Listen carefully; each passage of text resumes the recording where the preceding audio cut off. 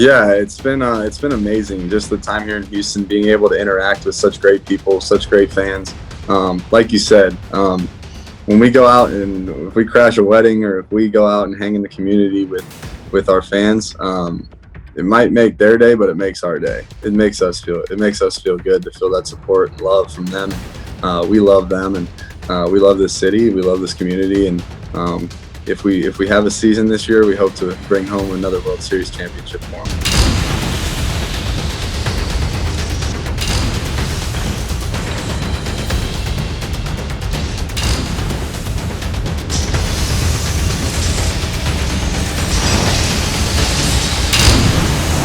Hi, I'm Patty Smith with the Harris County Houston Sports Authority, and welcome to this week's edition of Queued Up. The queue, as always, for quarantine, and we are about 4 to 5 weeks in because this is episode number 4. We've got Alex Bregman queued up tonight, and let me tell you, it is going to be a fun one because we have a surprise guest that drops in. I'm not going to tell you who, but you may have seen it out on social media. Now, if you've been part of this for the last 4 or 5 weeks or so, you've seen some great conversations with Jeff Bagwell, Roger Clemens, Whitney Merciless, and tonight is no exception. And at the end of this show, of course, for those of you that have sent in your videos with our partnership with the Outlaws of what you're doing at home and gaming together, we're going to show you those at the end of the episode. But right now, it's Alex Bregman. He's been with the Astros for 5 seasons. He's an all-star. He's a Gold Glove winner, a Silver Slugger winner, a World Series winner, a gold medal winner.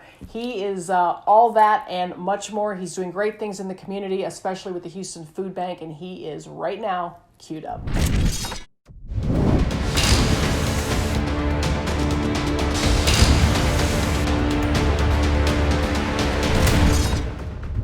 All right, Alex Bregman queued up and in the house. Alex, thanks so much for joining us tonight. Tell us a little bit about what you're doing queued up there at home.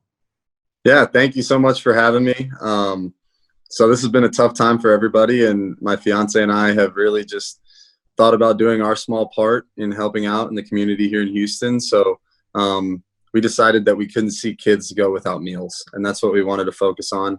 So we launched our Feed Hugh campaign about a week and a half ago, and we're close to $1.3 million now raised in about a week and a half. So hopefully we can get to 2 by the end of this week, and by getting to $2 million, that means 6 million meals for kids that would normally get them through the school system that they're not receiving them right now. Well, I mean, just awesome stuff. And I want to talk more about that here in just a second. What kind of on a day-to-day basis, how's this affected you personally? What are you doing every day with your time and kind of just being trapped in your house for all this time? Yeah, so normally we're used to playing baseball right now. I don't think the last time I haven't been playing baseball right now was, I think, 4 years old. So it's been definitely an adjustment period. And I think what we do, how our day starts, is we go work out in the mornings in a gym that one of my buddies actually set up in spring training when he saw this coming. And he was worried that we weren't going to be able to train. So we went home, set up a gym in our house in the garage, and we've been working out together in the morning. And then after that, we've been working on this campaign. That's pretty much our day. That's what we've been doing. We've been making some fun TikTok videos, keeping the mood light. Reagan's been cooking some interesting recipes that all of them are delicious. And yeah, that's what we've been doing. So the whole first, you set your goal for $1 million with the food bank, which obviously, you're front and center. You're not just trying to raise money, but you're out there doing it. You're packing the boxes, you're delivering. What was the genesis of that, and why was that initiative important to you?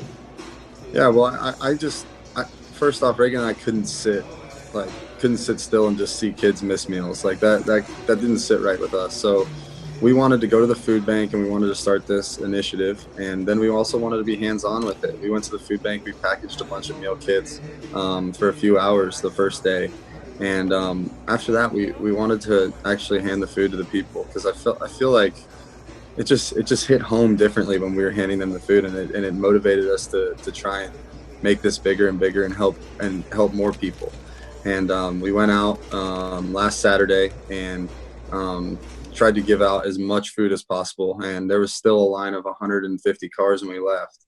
And Reagan was like, we got to go to McDonald's and get a little bit more food, and we got to feed all these cars. We won't have enough. Normally the meal kits we were handing out have enough food for a full week, but we at least could provide a few meals with just running to McDonald's real quick for these families. And it's just it really touches your heart seeing them and being there, and it makes you want to work even harder to make sure that everyone that nobody misses a meal. Reagan, of course, your fiance, and I won't let that go. I'll talk to you about that a little bit later on. So, with this, you've got some incredible partners that have stepped up. The Astros have gotten behind this. Mattress Mac, Paul Wall, you've teamed up with. Talk a little bit about the help you're getting, the support you're getting, and really, does it even amaze you how much people step up in these times of need? Yeah, it's really inspiring. This community is just when adversity strikes and adversity happens, we don't think about ourselves. We think about other people, and that's what makes this community here in Houston so special. How it started was Reagan and I donated $100,000, and then Mattress Mac immediately matched it, and then numerous families from around Houston have stepped up and helped out as well.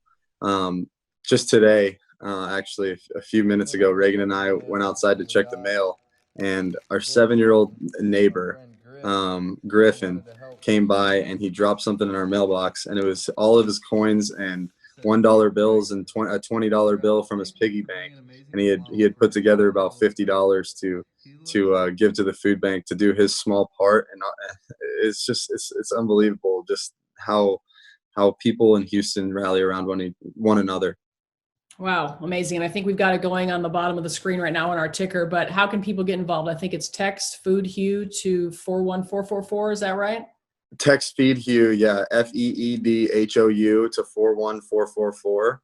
And it'll send you the directions on how to donate. Honestly, $1 makes a difference. If you donate $1, it's 3 meals for families who need it. And I think we have over 1,500 donors now at this point, which is just incredible.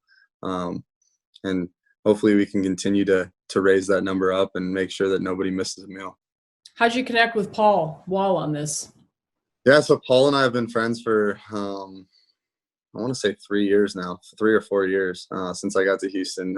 He's just been an incredible friend throughout my time here. And anytime there's any cause, whether it's for my charity with autism or helping the people here in Houston, Paul always wants to help and always wants to step up. And he's been doing just such an unbelievable job bringing awareness to this, whether it's going on different radio stations around Houston and talking about the cause, or also he made a whole album about this, and it's called Feed Hue. So it's really cool to see him step up, and thankful for our friendship, and also thankful for the work that he's doing for Houston, the community that means so much to him. Pretty cool. Yeah, it always seems that athletes want to be rappers and rock stars, and rappers and rock stars want to be athletes. So it's fun to see the two come together. It seems like it happens a lot. Yeah, it does. And I've been over there to the studio with him. I'm not very good. And one time I'm going to have to take him to the batting cage and have him come swing the bat. Both would be fun to see, honestly. So outside of all of this, what, from a baseball standpoint, how either physically or mentally, what are you doing to stay in shape, and is it difficult, and kind of just your thoughts on getting back and staying in the groove? Yeah. So it's similar to the off season a little bit with the training. But then again, at any moment you can be told, hey, we're going to start the season, we're going to go play. So you have to stay ready. So what I've been doing is doing the same kind of workouts, the same kind of lifts that I would be doing during the off season, and then doing my running in the street by my house. So we've been doing our sprint work, we've been doing our gym work, and then also we've been throwing in the street, just trying to play as much long toss as possible. We got to take our breaks to let the cars go by. But it's been fun. What'd you say? Like when you were a kid, you got to move all the equipment out of the street, right? Oh yeah, it's just like when you're growing up and you're playing stickball in the street with all your buddies. Car passes by, people are riding bikes by. It's actually been amazing to see how many people here in Houston are staying active during this time. Everyone's out of their house, walking around, running. Of course, keeping their social distance, but getting their fitness in during this time. So you hear all the different scenarios of what happens with the season. I mean, now it's canceled basically through May up to this point, but you hear the different things about the spring training, or how many days it's going to take, or playing in Arizona, playing in Florida, playing to empty stadiums. what are the latest updates from you as an insider, someone who's, getting the information firsthand, and how do you foresee it playing out, and kind of the, weirdness of that if it does come to playing to an empty stadium? Yeah, it's definitely going to be a different year, and like we've been talking about before, the most important thing I think during this time is helping people. But when it comes to baseball and where we're going to play, there's nothing set in stone yet. They have numerous ideas of whether it be Arizona and Florida, or Arizona, Texas, and Florida. And then there's also the idea of playing in our own stadiums in front of no fans, which kind of stinks for us because that's why we play the game. We love playing in front of the great fans here in Houston. But whatever happens, I just hope everyone stays safe and healthy. And I know our team is staying completely ready during this time. I know a lot of the guys have been training, working out, and I think honestly it'd probably take about 1.5 weeks to ramp up for hitters, but it would probably take 3 to 4 for pitchers to ramp up. We just got Zoom bombed. Look who just dropped in. Hey, Paul. What it do? Paul House. What's up, people's champ? What's going down? I had to shout out, say what's up. What's going on? How you doing, bro? I'm good, man. Hey, Alex, man, thank you, man. You know the city love you, man. Thank you for everything you do, man.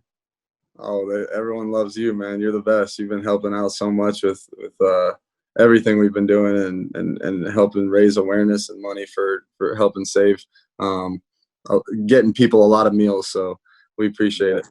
Hey, I was working on my split finger, but it wasn't going too good. So I figured, hey, let's work on the charity a little bit more instead of my split finger.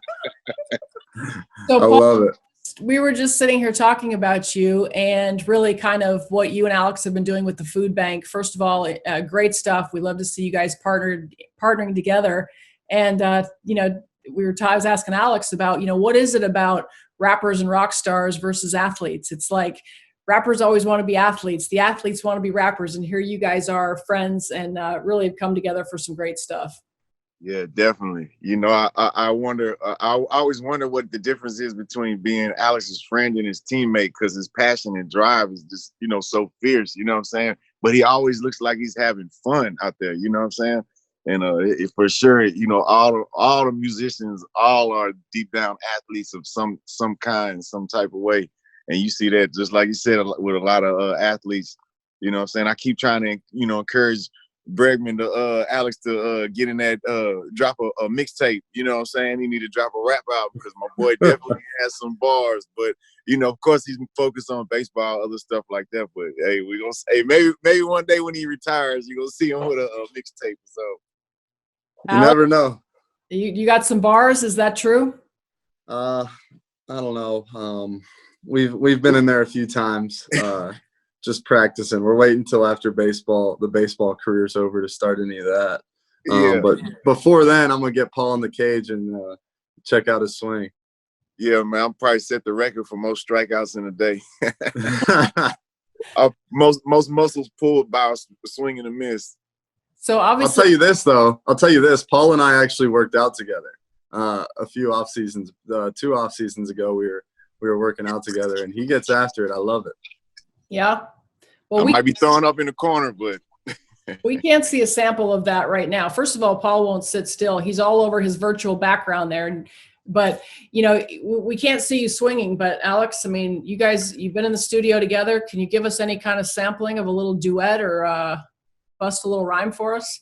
We don't have one made, but we might make one like a little one song for Feed Hugh together. We never know. Yeah, a food bank. We're gonna put together a food bank song. Hold still, Paul. Hold still. I'm trying to get the lighting right. So my grill will show just right. So we usually play when I'm doing these queued up episodes. So far, this is the 3rd one I've done. I've done one with Jeff Bagwell. I've done one. Oh, my 4th one. I've done one with Roger Clemens. I've done one with Whitney Merciless. And at the end, we have this little game that it's called Q19. I kind of ask, 19 quick questions from whoever the athlete is. But we've never had anybody actually Zoom bomb our call before. So I want to twist it up a little bit. And you know the little thing that everybody does on TikTok where it's like you ask the question and you point to which person it is? I'm going to with you guys instead of at the end with you, Alex. Is that cool? Sounds good. Okay. So the way you're positioned here now is, Alex, you're on top, and Paul, you're on the bottom. So I'm going to ask the question. Alex, if you think it's Paul, you've got to point down or point at yourself. And Paul, if you think it's Alex, point up or point at yourself. Okay? Okay. All right. You ready? Okay. Yeah, If you guys are out in public, which one is likely to get recognized more? Paul. Okay. I probably say me, but it's crazy to say that because people recognize my face on my grill, but then when it's like, hey, that's Alex, it's like, oh, then they go crazy when they see Alex, but they'll recognize me and be like, oh, that's Paul Wall. Then they'll recognize Alex and be like, oh, no. So you're numbers by the numbers. I say I might get facial recognition more. You're the attention getter, and he closes the deal. All right, who's got more shoes? Okay. Who's got, well, the question was going to be who's got more bling, but who's got the best bling? He got the World Series ring. That's way better than anything I got. I don't know. Paul's got his own jewelry store, so yeah, I kind of can cheat on that one because I got my own jewelry store. But I don't know that ring though. That's a nice piece of jewelry. That is, it's nice. All right, who's the better dancer? Paul is. Oh no, yeah, Alex. his wife teaches a dance class. She's the best. So he's got inside help. Yeah, but you know me, I'm like nervous to dance in public. You know what I'm saying? I'm too nervous. We were doing a dance. We were doing the Drake dance at the food bank, and Paul started it, and he's like, "No, I'm done. I can't do it." Well, I've seen Once I saw more than one person looking, I had to stop. You and Ray doing all kinds of dances on TikTok. So, I mean, I don't know if you're any good or not, but you like to do it. Oh, it's fun. All right. Who would be most successful doing the other person's job? Now, you both think that. So clearly, Paul, you think you can go hit the 100-mile-an-hour fastball, and Alex, you think you can rap. No, I'm pointing up to Alex. Well, I lost your finger there. Okay, so I'm pointing up to Alex. Okay. I definitely can. That's definitely Alex. He can do my job way better than I can do his.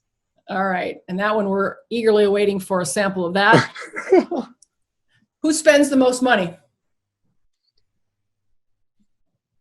Alex. Is that what Paul said? Yeah. Yeah. On? My brother and sister's tuition. They're expensive. Education. I know he just got that new house too, so you got me beat. Oh yeah, I actually just moved, so this year, but maybe in the future, I'm toning it down. All right, just a couple more. Who would make the better president of the United States? Paul, for sure. Paul says you. I don't know about that. I'm too easily corrupted. I might not pass the drug test. No, I'm just playing. Nah, I don't know. I'd say Alex. I guess we say each other. I'd say Alex for sure. Yeah, you can't be president, Paul, because you're too honest. You've already said yeah. All right, who's more likely to go swimming with sharks? Paul, for sure. I am not getting in that water. He says you. I think both of us, neither of us. Yeah. I don't want to be on the blooper reel. They're getting ate by a shark. You guys boxing ring together. Who's going to win that fight? Paul. I've never thrown a punch in my life. But you're an athlete. You got stamina, all that kind of stuff. No way. I'll swing and miss twice and be breathing out of shape. and I know you done been hit by a pitch. That's probably harder than I can hit. So, I mean, you know what I'm saying? I did get hit in the head last year. That didn't feel good. Well, Paul, we certainly appreciate you stopping in here And I mean, thank you so much for partnering with this guy and all you guys are doing for the food bank. I mean, is there anything that you want to throw out there and talking about what you guys are doing and, maybe shout out to the people? Yeah, it's just such a great cause. All of us knowing, how important our children, our youth are to our community and to our future just as a society, and knowing how important these meals actually are. When you're at the food bank and you're actually in there putting meals together, or when you really kind of put in a perspective that each meal is going to a child that is actually would have perhaps gone hungry without. So it's very meaningful. It's a great cause. The food bank, they do a great job year round, but especially in times like this.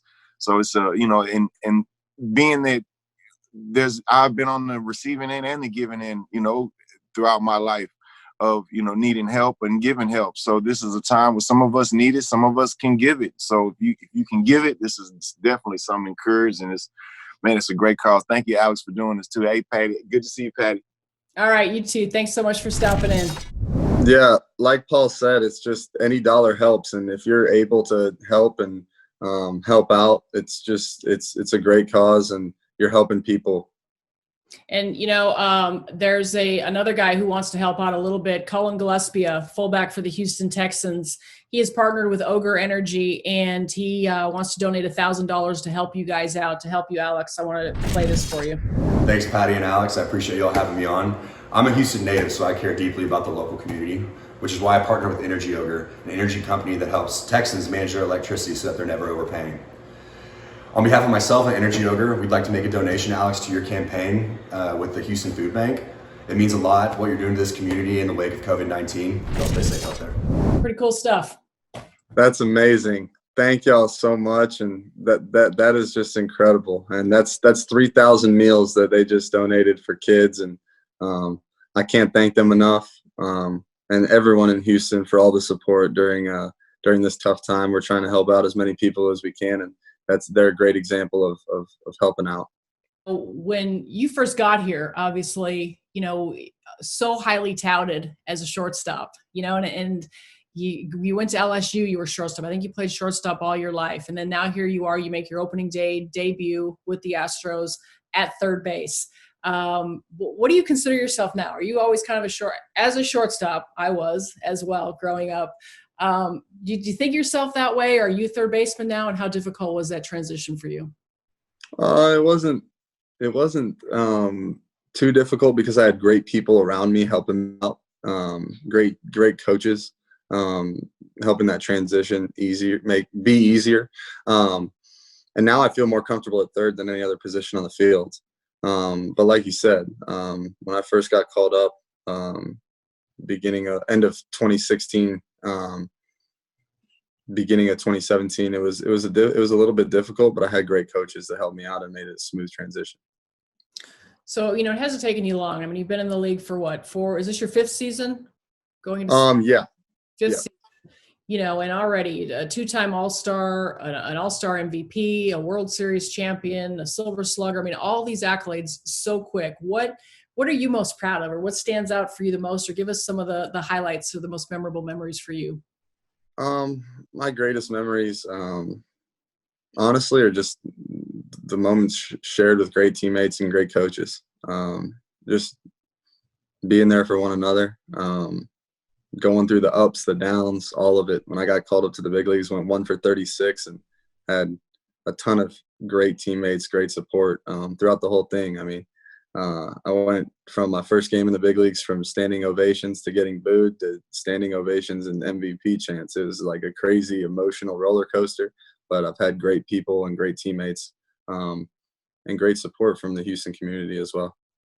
And that support, you see it, it's so prevalent, if I'm looking at your social media or, going through, I was actually going through your YouTube channel and just seeing the comments and just seeing kind of the, when you're going in and you're crashing somebody's wedding and just making their day or whatever. I mean, I'm sure that's not lost upon you, sort of the love that the fans have, not just for you, but for this team and for you guys, and because of some of the things, the World Series and what you brought to them.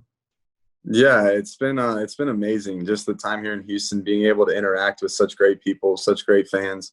Like you said, when we go out and if we crash a wedding or if we go out and hang in the community with our fans, it might make their day, but it makes our day. It makes us feel good to feel that support and love from them. And we love them, and we love this city. We love this community. And if we have a season this year, we hope to bring home another World Series championship for them. And you do have, we've touched on it a couple of times already, you have a lot of fun on social media. And this is where I guess I'll go back to Reagan. Reagan, your fiance, you guys do a lot of fun stuff together on TikTok. She just, I guess, pulled that one prank on you that I thought was hysterical with she had you come crack her neck and she scared the crap out of you, but you just seem to embrace it all and seem like you are having a lot of fun with it, just not just with her, but sharing all that with your fans. Yeah, for sure. She's got a great sense of humor, and she always is trying to pull pranks on me and stuff like that, especially during these times when there's not much to do. You have to stay in your house. And so it's been fun to be on TikTok and do dances and do funny pranks and funny videos like that. And it's been definitely great to interact with everyone. And she's been having fun with it too. We don't know when we're going to get married. We're not sure because we don't know when we'll be able to have a large gathering, but hopefully sooner rather than later. Has this affected that? Now I'm going to go, well, before you answer that, I'll go back to your engagement, because let's go back. That was the night of the Houston Sports Awards. You were nominated for Athlete of the Year. You went on to win Athlete of the Year, and Jim Crane went up and Jose Altuve went up, accepted the award for you. And he tried to be very cool about it. And he says, Alex couldn't be here tonight, and there's something very special going on. You'll all probably hear about it tomorrow. And then, lo and behold, you got engaged the night of the Houston Sports Awards. Yeah, so funny story about that is that we had to take Reagan's phone after that and delete Twitter off of her phone because somebody tweeted out that Jim Crane said there's a big announcement coming soon in Alex's life. So I took Reagan's phone, we deleted Twitter. It was a whole fiasco. We were panicked that she was going to find out before I actually proposed. And then it all went amazing. It was great. We rode up to the top of the mountain, and then all of her friends and family and my friends and family were there and waiting and surprised her, and it was great. Wow. I had never heard that part of it, but that's the only way I'd expect. You're on mute. I can't hear you. You can't hear me at all? There we go. Got you. Okay, good. Yeah, I didn't hear that backstory, so that's pretty. Sorry about that. Actually, it was Crane's fault, not mine. But no, that's the only excuse I'll give you for not being at Sports Awards. But no, I do appreciate you've been there the last 2 years before that, you won the first year. Actually, you won Moment of the Year. I actually have it right here in the office. Very cool. I saw you do a little tour of your office with some of your different trophies, your awards, your memorabilia. And I think the funny thing was you went up to whatever it was that meant the most to you. Right up there in the corner, it was a glove of some sort, and there was your Houston Sports Award sitting right next to it. Yep. That was awesome. And it's a great night, great event. And the Houston Sports Award, winning Athlete of the Year was insane. So we have so many great athletes in Houston, whether it's James Harden or Westbrook or J.J. Watt or DeAndre Hopkins or Deshaun Watson or Altuve, Correa, Springer, Verlander. It's just it's an amazing city to be an athlete in. Yeah, well, congratulations to you on that one. So when you go into a season, or let's go to this specifically looking forward, do you usually set goals for yourself that's what you want to accomplish that year? And if so, what are your goals this year other than just to play? Yeah, this year is definitely different from that perspective, I guess. But I always try and set goals super high. So if I don't reach them, then it's still a good year. But yeah, I like to set lofty goals. Like when we get back, I want to hit 400. I want to hit 50 homers, but we'll see. If I don't reach that, all right, maybe 399. Yeah, that's acceptable. Why do you wear the number 2? Because I was drafted second, and it kind of had a little chip on my shoulder about it. It was stupid back in the day, but I just kept it, and I love it. That little chip on your shoulder. Some people think it's a chip. Some people think it's confidence. Some people think you've got a little cocky attitude to you when it comes to, your stares or some of that stuff. What is it really to you? What is it to me? Just having fun playing the game that I love, honestly. I feel like every single person is at this level is confident. I feel like you have to be confident in your abilities. And sometimes when you do some stupid stuff like carry your bat to first base, you regret it. But then there's some of it is just like, you know what, you're having fun playing the game that you love. And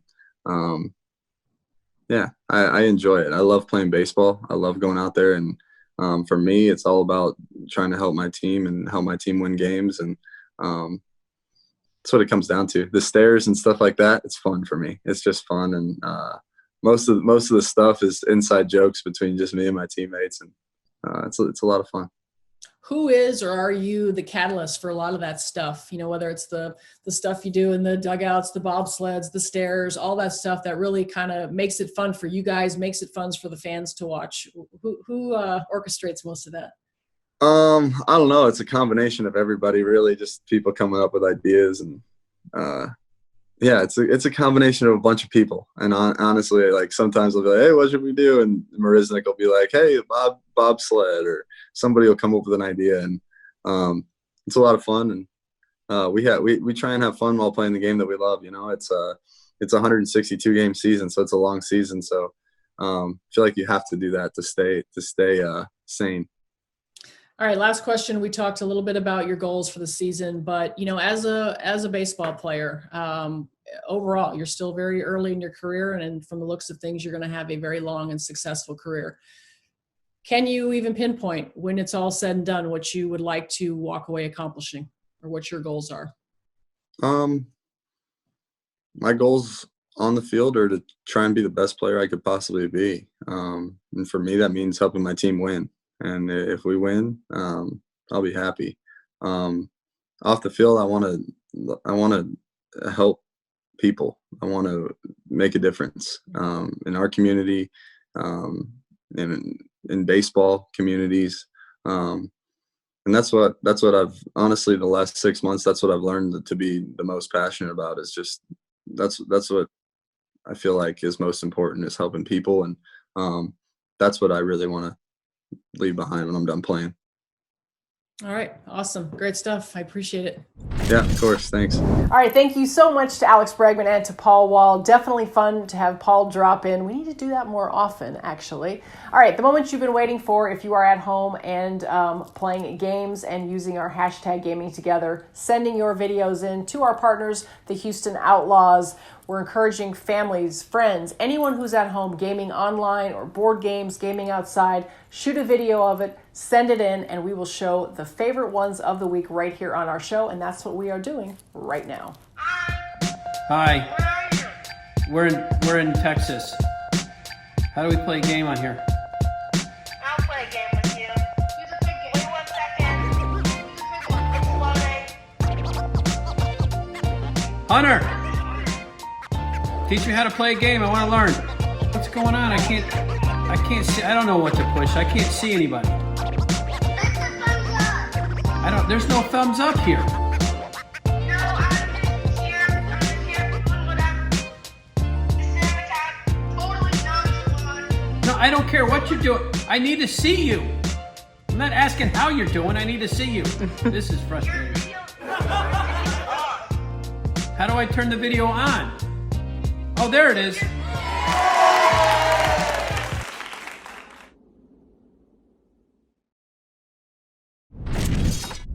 All right, awesome stuff. Keep sending us those videos. That's going to do it for this week's show. We hope you enjoyed it. Remember, stay home, stop the spread, save lives. Have a great week, everyone.